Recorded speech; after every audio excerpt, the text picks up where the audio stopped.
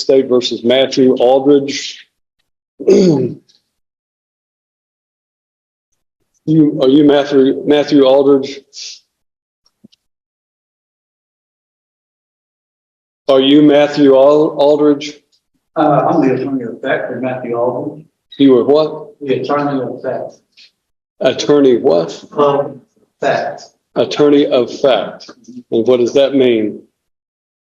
You know, his authorization to do legal representation. Are you a licensed attorney? No, I'm simply an attorney of fact. Okay. And does that mean you have a power of attorney? What is your name? What is your name? My name? Yes, sir. I don't have. You don't have a name? Pardon? I'm the attorney of fact for the respondent area.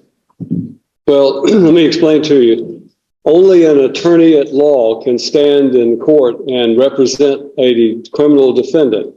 And to do so otherwise violates the criminal law statutes of the state of Tennessee and could land someone who attempts to represent themselves as an attorney at law in serious trouble. I understand what you're saying. I understand you're saying an attorney in fact. And what I want you to understand is that if you have a power of attorney, then you need to demonstrate that power of attorney. Do you have a legal document called a power of attorney? No, I do not at this time. Okay. Then you don't have any authority to act on behalf of Matthew Aldridge in this court. You have no legal authority, nor do you have any authority through a legal document to represent or to act on behalf of Matthew Aldridge. Why don't the court just let me file this document? Show it to the bailiff and he'll show it to me. Apparently there's a copy here. Yeah.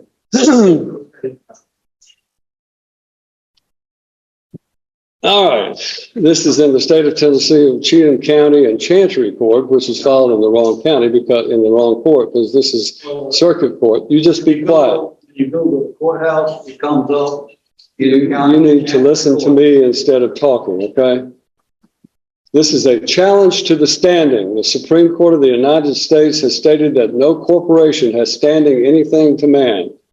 And then there's a quotation for Rundle versus Delaware Raritan Canal Company. And then it said, as well as it being a maximum of law, citing certain Latin phrases, dissimilar things ought not to be joined by a definition of Black's Law Dictionary. So the respondent in error requires that the state of Tennessee Incorporated and Cheatham County Chancery Court prove their standing to proceed against a man in any court of law. You have 15 calendar days to prove your standing or forever yield to estoppel, waiver, and fraud, and cease and desist this proceeding immediately. More time is available if requested. And then this was signed by Matthew O'Neill Aldridge. Is that your signature? That's the respondent in error signature. All right. Well, I find that Matthew Neil Aldridge has failed to appear personally in this court for the plea day on his case, which is set for trial tomorrow. And as a result, you have no standing, sir, under what I know what you're trying to do is to try to use the sovereign citizen approach to this situation. And I'm simply telling you that you do not have the right to represent Matthew Neil Aldridge. If you are, in fact, Matthew Neil Aldridge, then you need to say so and stop this nonsense, because what you're attempting to do has no legal effect. You cannot challenge the criminal law or the jurisdiction of this court by simply filing some legal mumbo jumbo having to do with civil litigation. That has civil litigation in it. It is not a criminal case that you have cited. So it has no effect on this court regarding the criminal statutes of this court. This court is empowered under the Constitution of the United States of America and the Constitution of the state of Tennessee, and by the duly elected citizens of Cheatham County to empower and enforce the laws of the state of Tennessee. And that is what I'm going to do regarding Matthew Lynn Aldridge. Mr. Aldridge is set for today to appear in court personally on what we call our last plea day before his trial date tomorrow. Question. Is that an article pre-trial? To what? Will that be an article pre-trial? A trial by jury with jury? It would be a trial by jury, certainly it would be. But I don't know who you are. And I don't think you have any authority if you are not Matthew Lynn Aldridge to appear before this court. And you're wasting valuable time to all of these other citizens who are here today. So when I'm talking, you stop talking. No, you will when I'm finished talking. You're wasting the court's time by doing this, and I'm just simply instructing you that if you are in fact Matthew Lynn Aldridge, then this is your last day to settle your case. The trial date is set for tomorrow, and unfortunately it will not go forward because of the fact that I have a conflict and I have to be in Stewart County on a civil matter. So we're going to assign a new trial date for Matthew Lynn Aldridge. Now, is there a problem with the jury warrants? I'm going to put a notice up there for tonight. If we don't need you tomorrow, but we need you on February the 6th.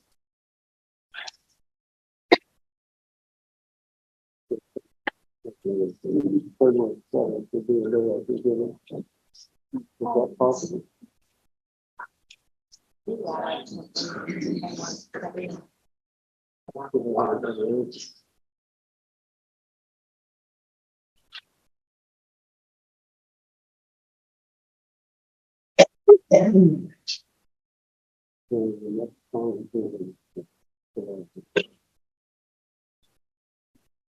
General, we're going to need to set a trial date in July.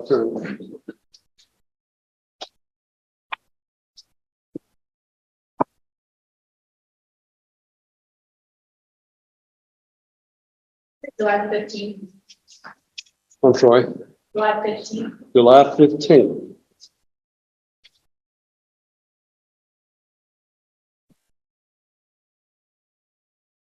All right. To Matthew Aldridge and the individual standing before me whose name must not be uttered, then we will set a July 15th trial date for Mr. Aldridge. Whatever this document is that you have filed is in fact invalid because it does not cite any valid criminal statute, and therefore I'm denying whatever that might be in the way of a motion. The trial date will be July 15th. The last day for Mr. Aldridge to enter a plea or go to trial will be July the 8th. July the 8th. Now, we're going to give you a card. If you are in fact Matthew Aldridge and you're just playing games with the court regarding this nonsense that you filed, then you may get this card and you may go on about your business. If you are not Matthew Aldridge, then I would suggest to you, you relay to Mr. Aldridge that he must appear on July the 8th, or a bond revocation will take place and his case will be set